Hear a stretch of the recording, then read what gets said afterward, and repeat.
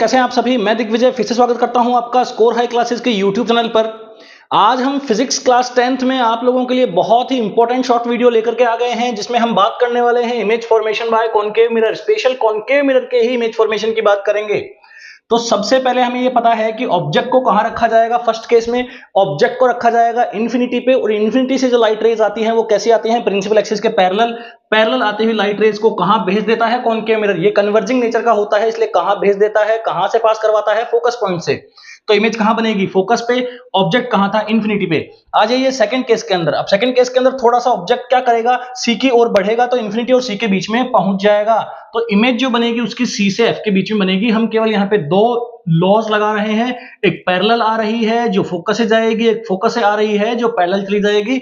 Object क्या, जो object है वो ए बी है, इमेज क्या है, थोड़ी छोटी बनेगी। क्लियर है। थर्ड पॉइंट पे आ जाइए। थर्ड पॉइंट पे जो ऑब्जेक्ट है वो पहले इंफिनिटी पे, फिर सी और इंफिनिटी के बीच में, अब कहां पे आ जाएगा वो सी पे।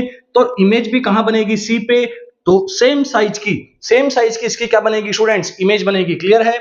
आ जाइए आप फोर्थ पार्ट पे। तो यहां पे क्या होगा, अब ऑब्जेक्ट क्या करेगा, सी से एफ के बीच में आएगा। ऑब्जेक्ट क्या करेगा, सी से एफ के बीच में आएगा, तो इमेज जो है वो सी से पीछे खिसक जाएगी, बियॉन्ड दी सी चली जाएगी। क्लियर है। और पहली बार यहां पे इमेज क्या बनेगी, बड़ी बनेगी। अभी तक सारी इमेजेस कैसी बन रही है, रियल इन्वर्टेड बन रही है। आ जाइए फिफ्थ केस पे। अब धीरे धीरे ऑब्जेक्ट कहां पहुंच जाएगा, फोकस पॉइंट पे। और फोकस पॉइंट से आने वाली दो लाइट रेज मैंने दिखाई है जो इमेज को कहां बनाएगी स्टूडेंट्स, इंफिनिटी पे।